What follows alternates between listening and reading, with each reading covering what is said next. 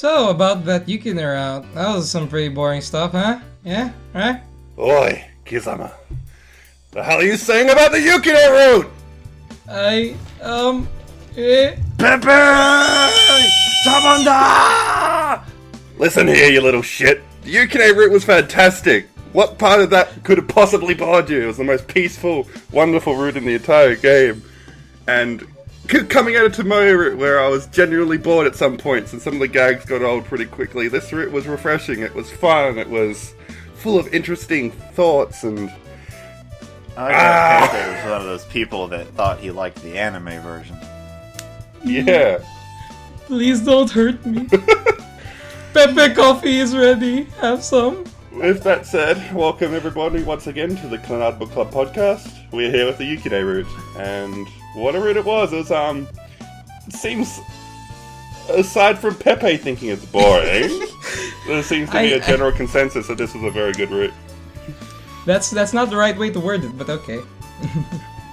That's what you said. You said it was. That's how you worded it, Pepe. That is what I said. Okay. Anyway. Pepe's like, now, let's not get hasty. That's okay. Yeah, that's what I said. Joining us today, we have special guest Nashes, and today he's joining us to present the 30-second recap of this route. Take it away, Nashes. On this episode of 2121 Hunters, Tomoya finds the elusive hidden lolly. Despite Sunohara's advances, Yukine falls for Tomoya, who just so happens to remind everyone of her dead brother. Tomoya discovers the true joy of being used as a lap pillow, and Yukine's delinquent friends turn out to be aspiring voyeurs, going so far as to hide inside the very room to get that perfect angle. No story is complete without the long sought-after Amraisu Nana Desu, and Yukine invites Tomoya to her brother's remembrance so that they can make out in front of everyone in front of his grave. A beacon of hope descends from the heavens and infuses Tomoya with the happiness of the lolly, and the gang return to the reference room for some delicious coffee. Amraisu Nano Desu! 10 out of 10. Very good. Oh my God. That was very good, yeah. Excellently written. Oh yeah, you can tell that I definitely fucking wrote that one. Good. I lost it. I lost it at when you said trying to get the perfect angle. That was really good. I was holding back my laughter the entire time. Holy crap, that was good. Fit it right in at 30 seconds. Why a lolly though? You guys know a lolly. She kinda is. She's really small. She's tiny. She's not a lolly. I wasn't really going to go that way until the whole Rice thing happened. I'm like, you know what? Fuck it. Okay. No. Extended Ayumi reference. Okay, compared She's to way cuter than a lolly. Compared to every other, girl, Fuko notwithstanding, because I mean, come on, Fuko. That's too easy. Yeah. With all that said, what do you think of the route, Nashes? I don't know. The Yukine route is one that. I mean, I read CLANNAD several years back, but it's been a long time. And then I watched the anime, and I mean, the Yukine route is definitely different from most of your other routes. A lot of your other routes have got definite, they set up, you're gonna get in with this character, there's gonna be some kind of a conflict or turmoil, or something's going to happen, and then there's kind of a resolution.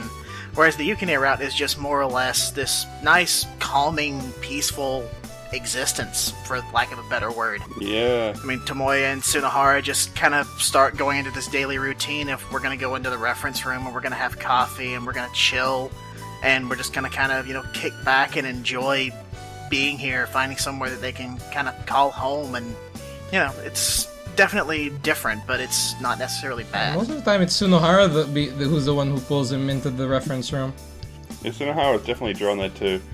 It's just like how the game kind of draws you into the reference room. It's much like the route itself. There's so much, kind of meta crazy shit with this route, and, how the reader and Tomoya are, the same existence.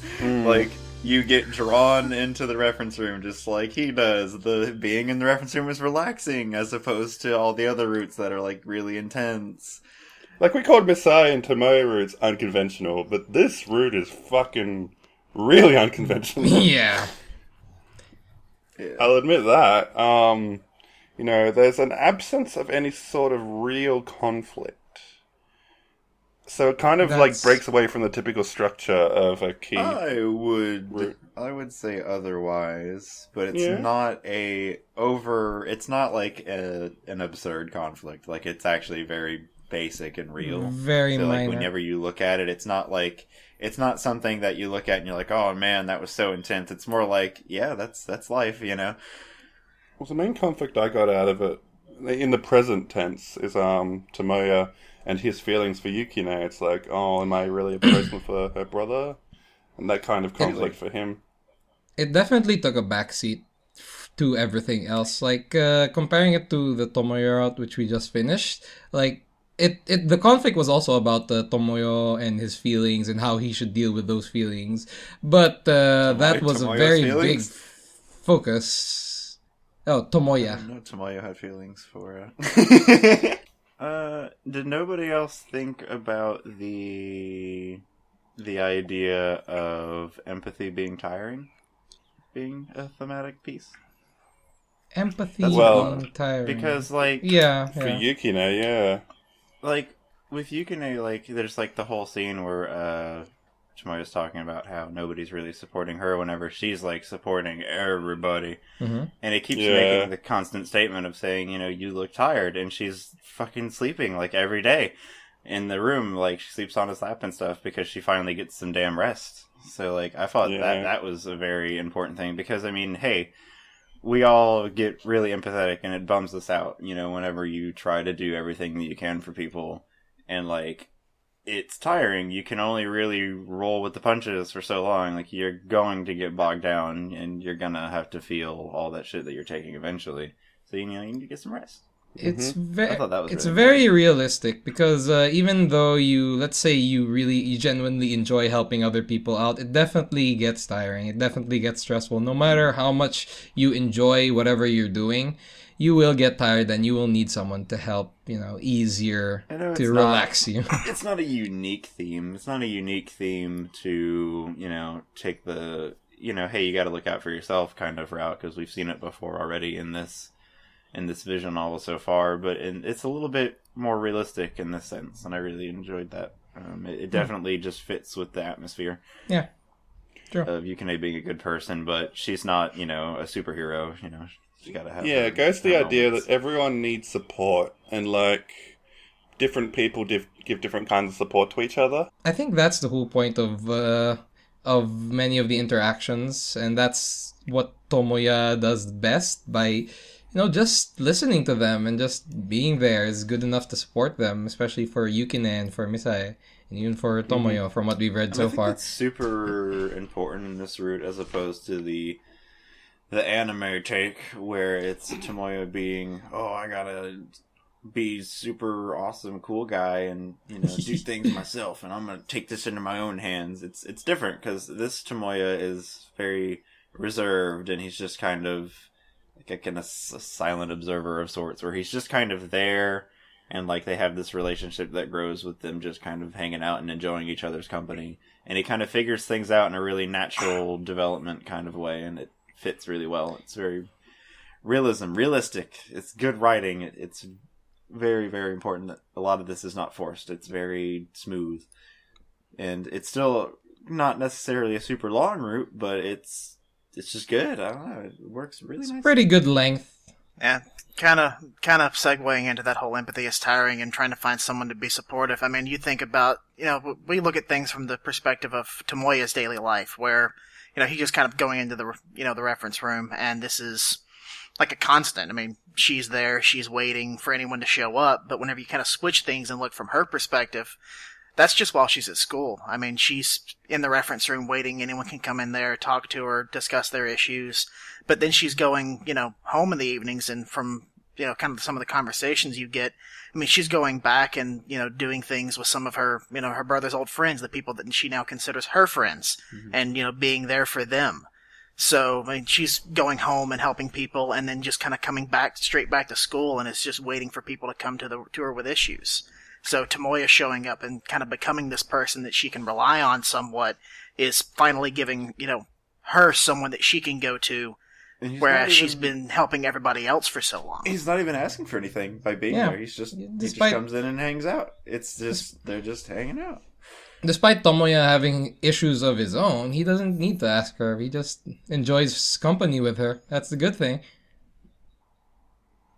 She's such a fun character too. Like, that's one thing I really noticed is how she's not so prim and proper as like not other Yeah. girls her age you might expect. Just like Sunahara Yeah, asking about I those love- porno mags. yeah, exactly. That's the part that And really then occurred to me.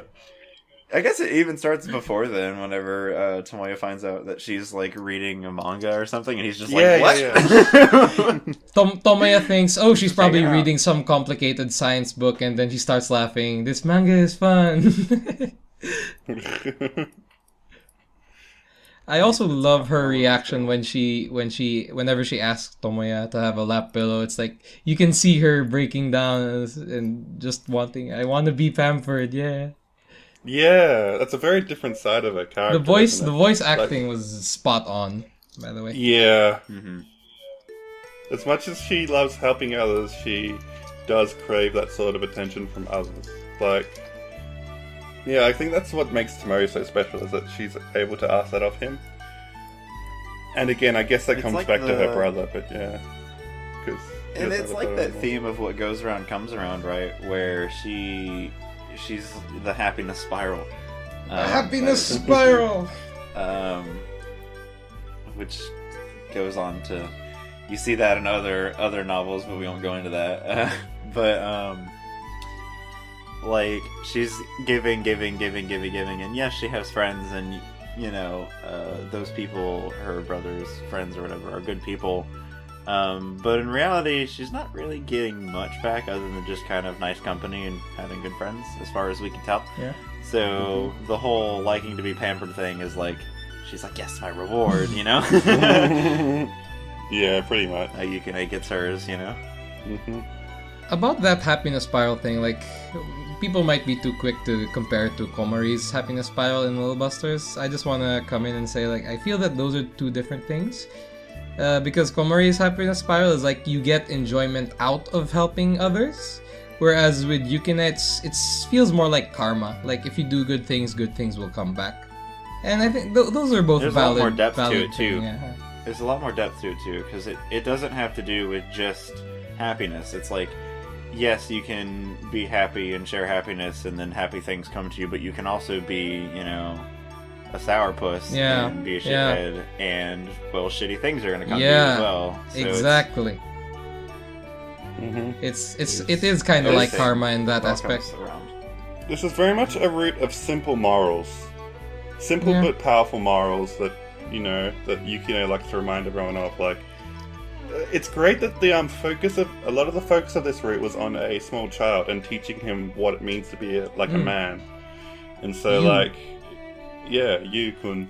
And so it kind of brings back these ideas of you need to treat others as you would expect to be treated, and Can we talk about how cool that scene was whenever Tomoya walks in on that, like, delinquent-looking dude, and he's like, he immediately starts judging the guy based Yeah. on what he's doing, and then he finds out that the guy is, like, telling him to go, like, save some kittens or Yeah. something so he can get nice girls. You should, It's just you like, should oh, steal he's a money bro. to buy food Yeah. for kittens.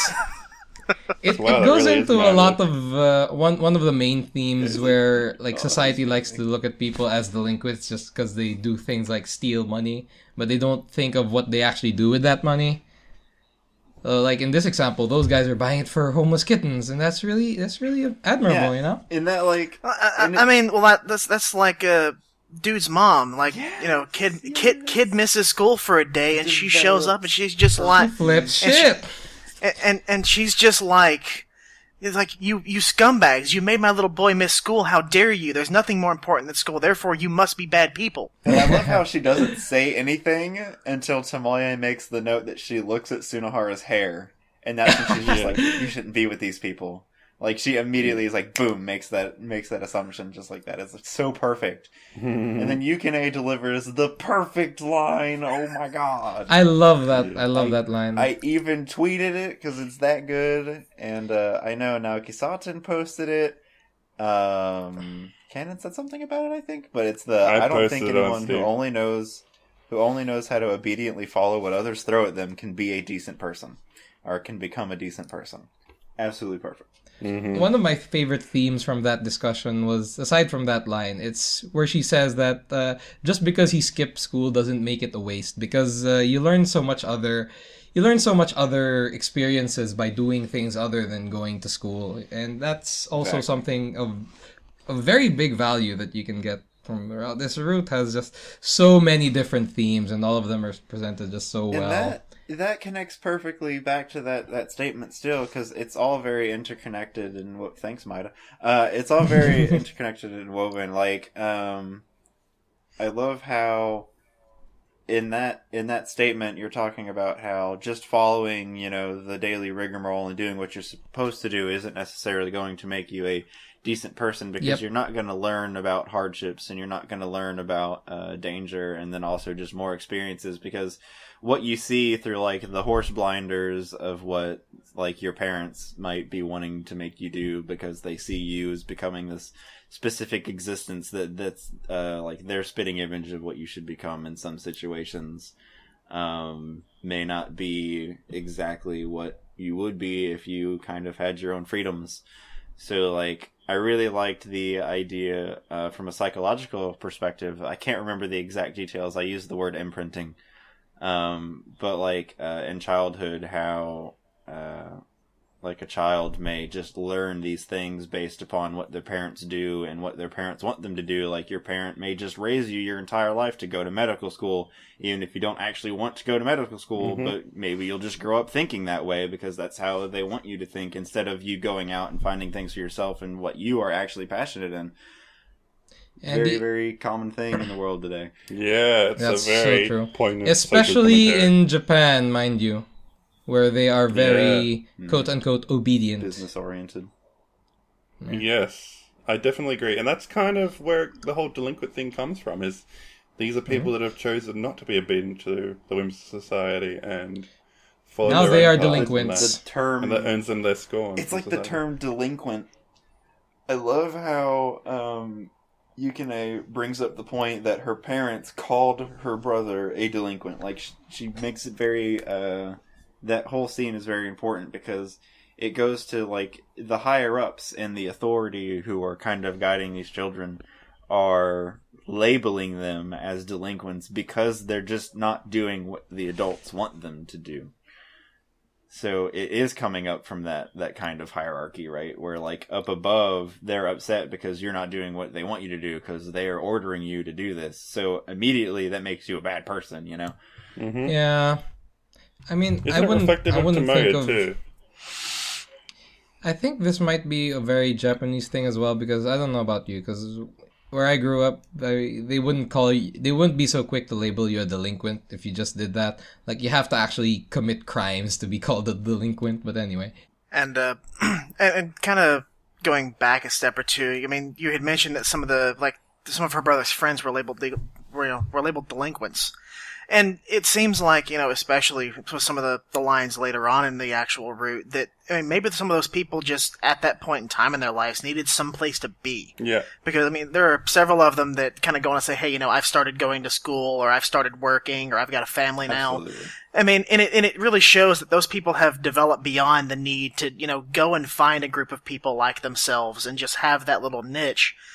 But whereas wherever they were in their life, it was something that they needed at that time. So They needed it to grow.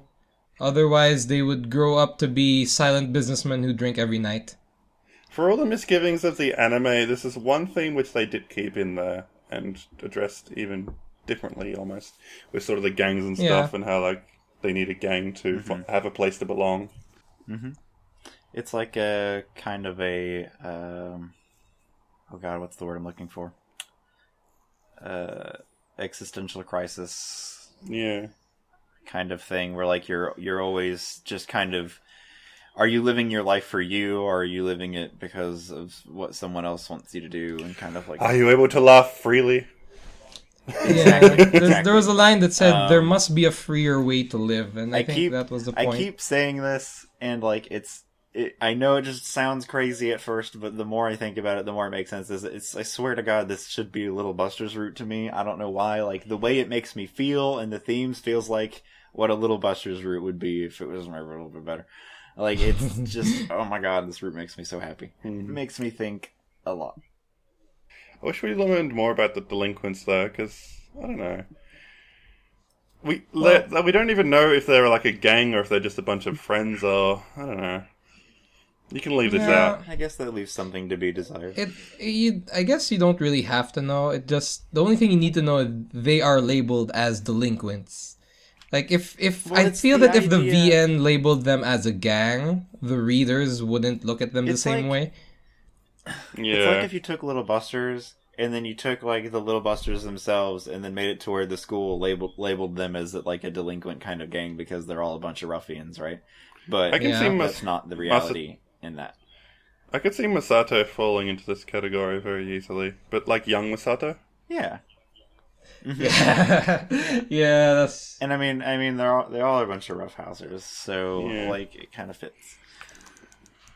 But that's I don't know. I see that so much in this route, and the way it makes me think about like living your youth to its fullest because it's very important. It's very important to your future. There are a lot of skills and strengths and weaknesses that are very important to realize at a young age. And you're probably not going to actually realize that if you're just going to school and kind of being taught all the basics of what you're going to experience and blah, blah, blah. Whereas it's not necessarily Exactly. true because... you gotta live life. How many years did it take me until I realized I just didn't want to be a psychologist? Too long. My parents... That's true. My mother told me one of the most important things that I've ever been told in my life, and it's you gotta make your own mistakes.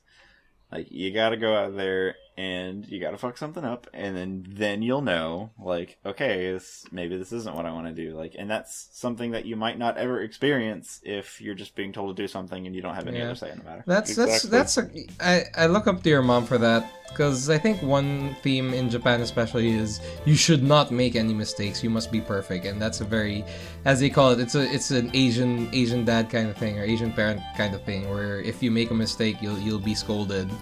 So I think this route speaks a lot more to an Asian upbringing where they are just so much more stricter about that kind of having to be perfect. Okay, what shed scenes did you guys get? I've got all of them. Okay, nice. What about you, Biz, I only Nashus? watched two. I think I did Tsunohara and Kyo. I don't think I had the time to go back and do all of them, even though I wanted Which to. one did I you think get, Romy Biz? was able to do the Nagisa one. And Oh, I couldn't yeah. actually do any more because I didn't have time. Seeing It was- Tomoya get it- lewd with Nagisa was very weird. Yeah, a lot of it was played for laughs. Like a lot, Yeah, it a lot was, of I played did special- I did laugh really hard whenever he was just like, "All right, this is a way to break this curse," and he just thinks back and it's like, "Expose your ass," and he's like, "Oh my You god." have to go down That- my pants. Really? But- It gets pretty lewd at times, and it's also interesting how pretty lewd. Kyo's scene is probably one less lewd than Tomoyo and Nagisa's scene, Yeah. But which is I guess you most guys, people remember that. you guys need to fucking read the Akio scene because Yeah. we're probably going to talk about it briefly right now. But holy shit, what the fuck? Yeah. The whole idea is that he runs into Akio, and he's never met Akio before, but he knows Yes, that he is Nagisa's father, because that's who he thought of. Just on a whim, like, Tsunohara's like, bet he's thinking of someone's dad, and he's like, Nagisa's dad. Wait, what? And so, And you have to have not met him. That's the key point. yes, because he basically appears like a mobster or something. Yeah. So I don't know what the fuck. I think it's just think Akio that he's being a Akio. I think it's Mobster just or Akio just someone being who Akio. doesn't It's go like- home much.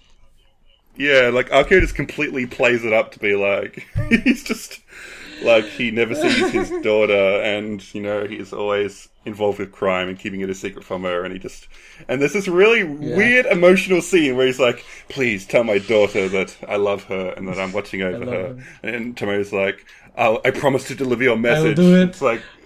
It's like this really Even- serious emotional scene. It's just like, what the fuck? It's like the only. Is it using the? Yeah. Yeah, yes, exactly. Of course. It's just like, if you didn't know who Akio was, that scene would probably be very serious. But because you know who he But is, the it's fact like, that you do. yeah, it's like he's probably just fucking with Tomoya.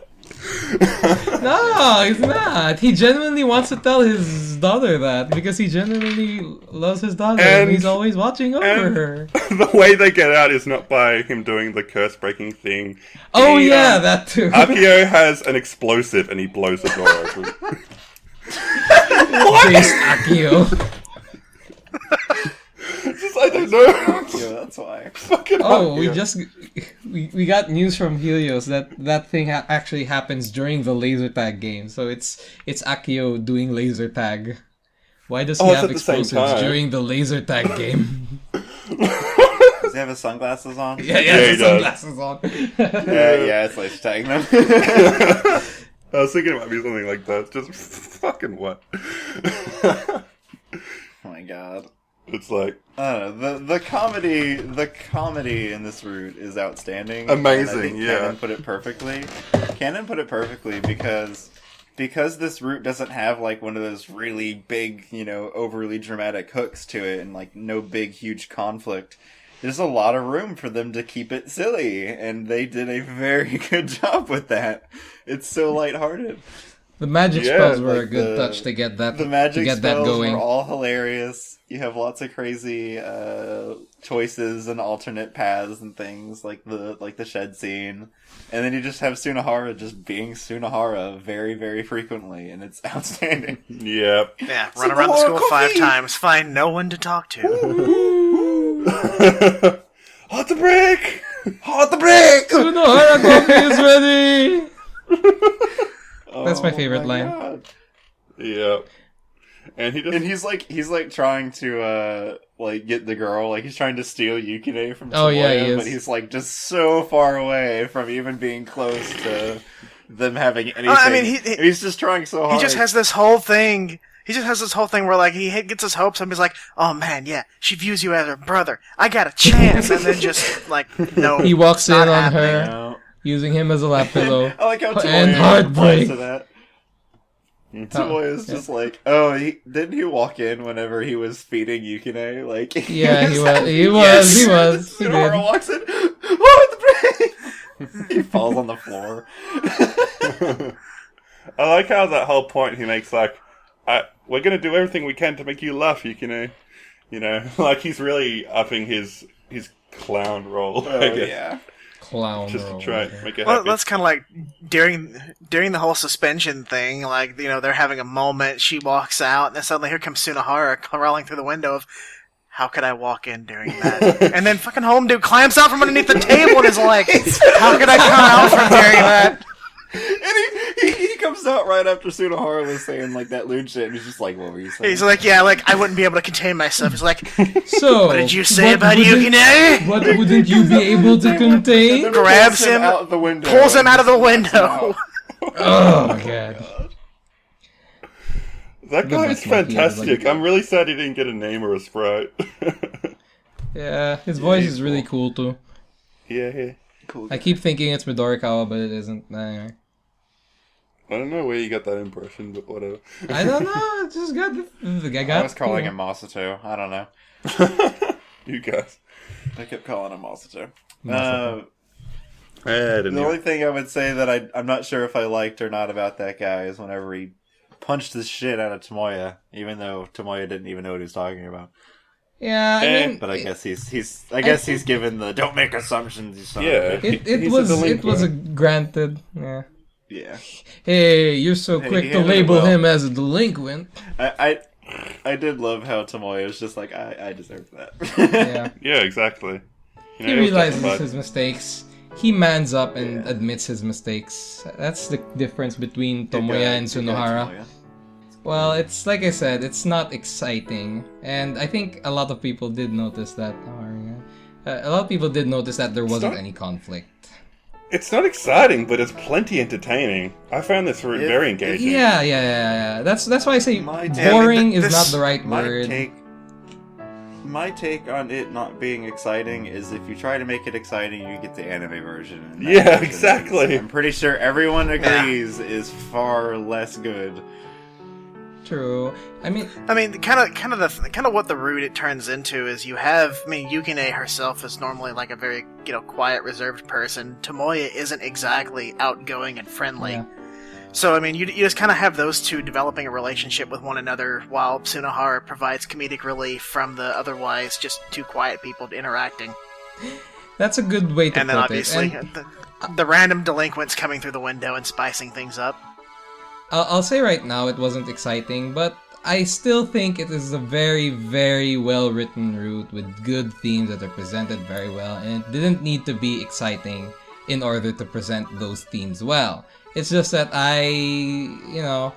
comparing it to other routes, like, I couldn't get as sucked in as most other people. Like, a lot of people are saying that the reference room draws in, like, it draws you in, right? But it didn't draw This me in, route definitely relies a lot on Yukine's moe factor, I guess.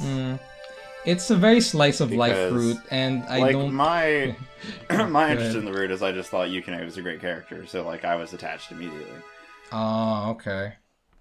So I feel like the moe draw, and I know Maida said that in his with his character, his moe take is that it's something that like he wants people to not get attached to the situation, but to get attached to the character and then react to the situation, because it's the character Okay. that makes you the most interested. And that's the take that I got from this route, and that's what makes it so good. Like, anything could have fucking happened, but I just think Yukine is awesome, so it works. Yukine had the most amazing introduction, where it's just like, asking for the coffee and getting it, and then asking for the rice It's omelet. just like coffee? The Sure! rice omelet, not Omelet- getting it. Then oh, asking for the a dance. rice. Asking for a dance and she agreed. The dance was hilarious. That Oh was my funny. God. That was very classy. There's only Because unless she why wants not? that. What else would a man and a woman do in a room alone? Of course. Of course. Like how I would do that.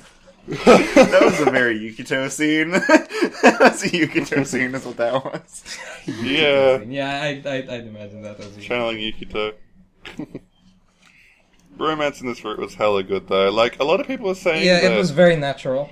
some people on the forum were complaining that it wasn't. That, it just... Yeah, They they didn't can't feel- tell whether or not it's a brotherly love thing or if it's actually romance. That's what I said, yeah.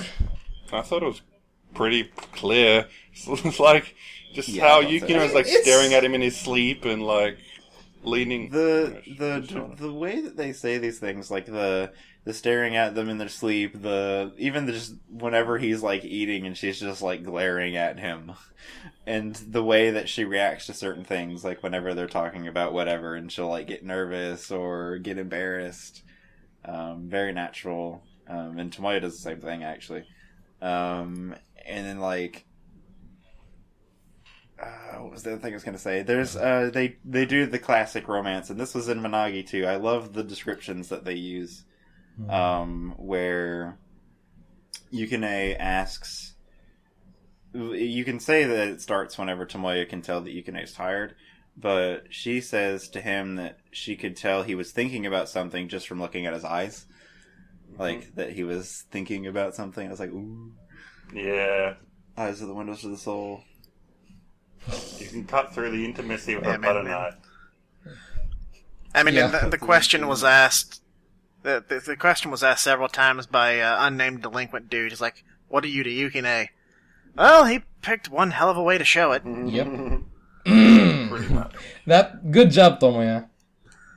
I thought it was... It's interesting how he was kind of mulling over that. That was a small conflict that we have, but he was mulling over. Oh, does she really think of me that way? Should I think of her that way because of her situation?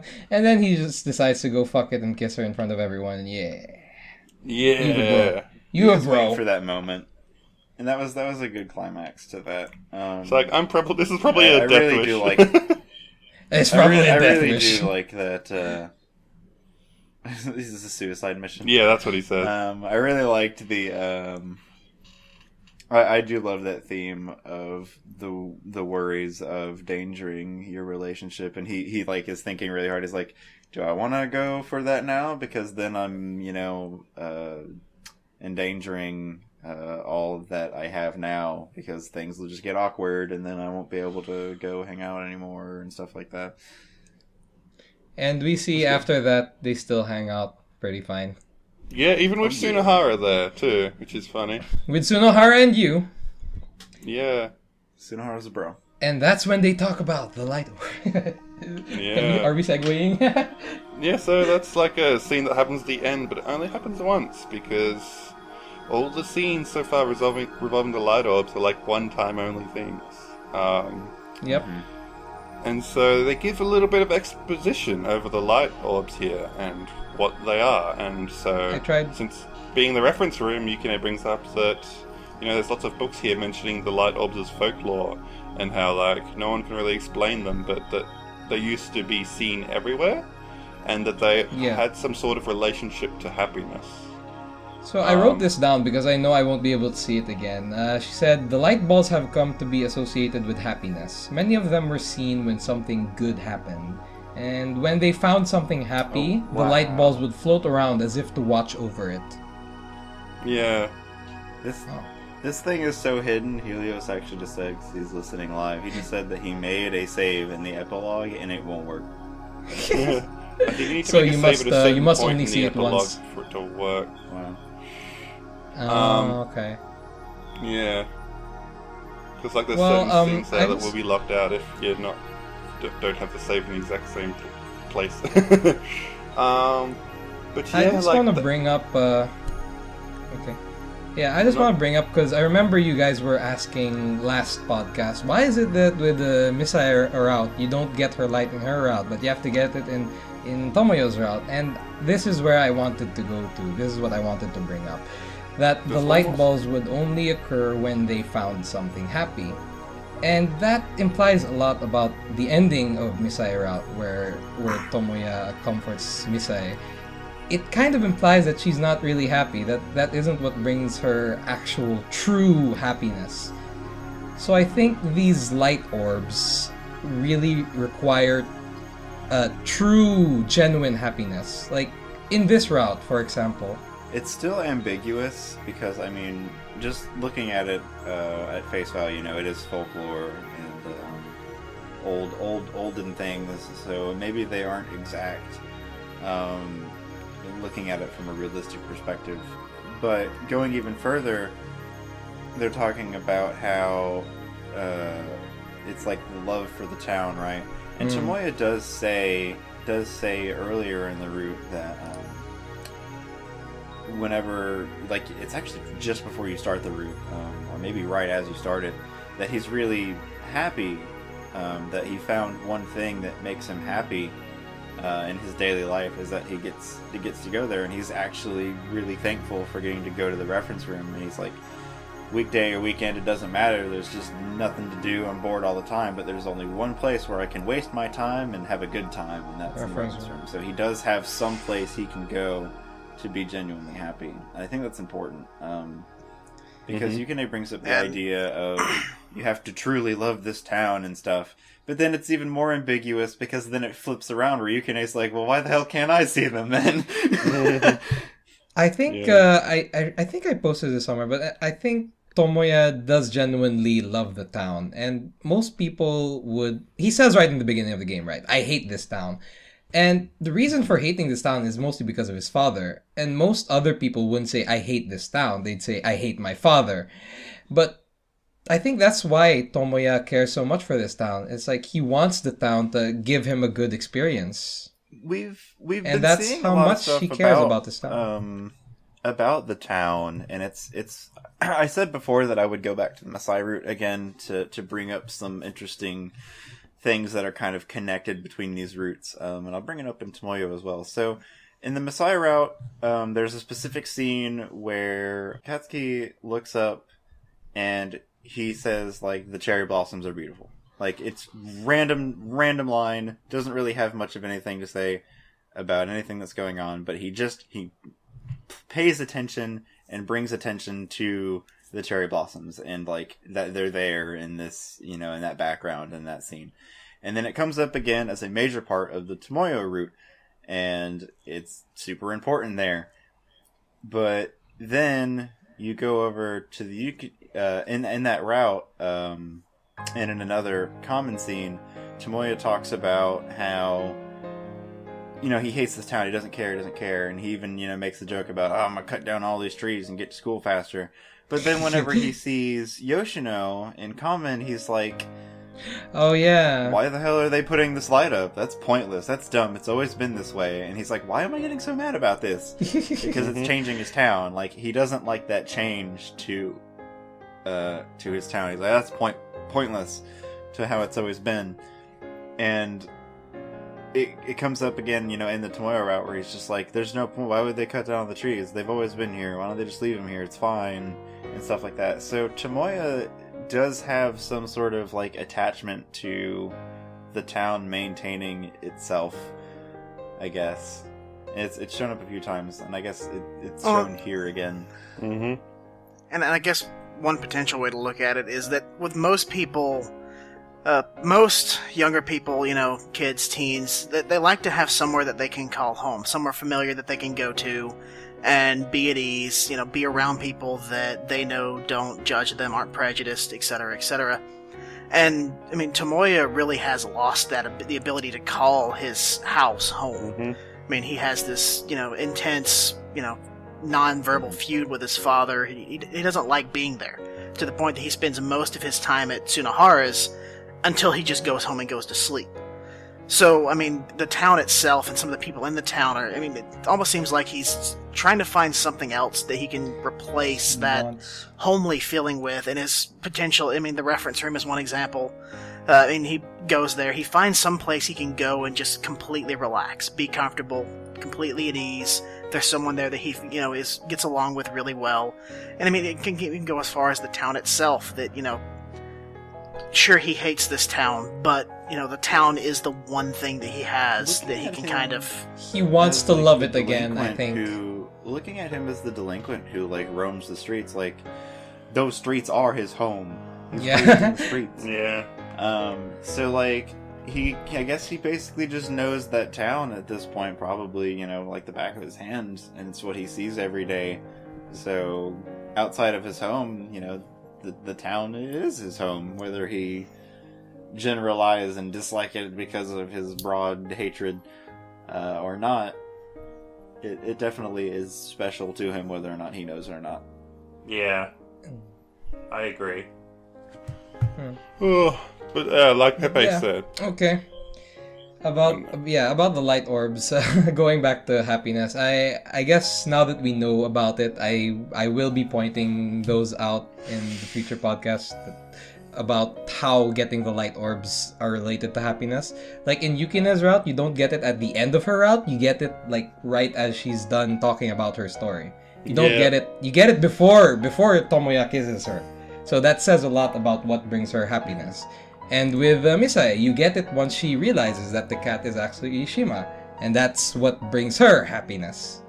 And with Tomoyo route, you get it after Tomoya goes back with Tomoyo, and that's what brings her happiness. So the lights are strategically placed in the story. So the questions remain. How does this connect to the world where all the lights are floating in the sky? And why is Tomoya so special? Many of these questions and more probably won't be answered in the next route, but they will be eventually. Maybe not. Join us next week for the Kotomi Route podcast, where we will talk about books and violins and strings and harps and delicious cooking. Yes. All these girls are great at cooking, aren't they? Ain't got shit on my frozen rice pilaf. Whoa. That's below the belt, Biz. Special shoutouts to forum members Zakem, Yerian, Cannon, and Naoki Saten. You guys all did some awesome forum discussion. It was a little bit quiet this week, but obviously that's because it's kind of a quiet route, so it's perfectly understandable, and I feel like we all really agreed on most of it, so not a lot to go into heavy arguments and discussion like with last route, but yeah, so shouts to you guys for keeping the thread alive. Until next time, guys, Speedy Keanu Reeves. Emitting pheromone, emitting pheromone, emitting pheromone. Speedy Keanu Reeves.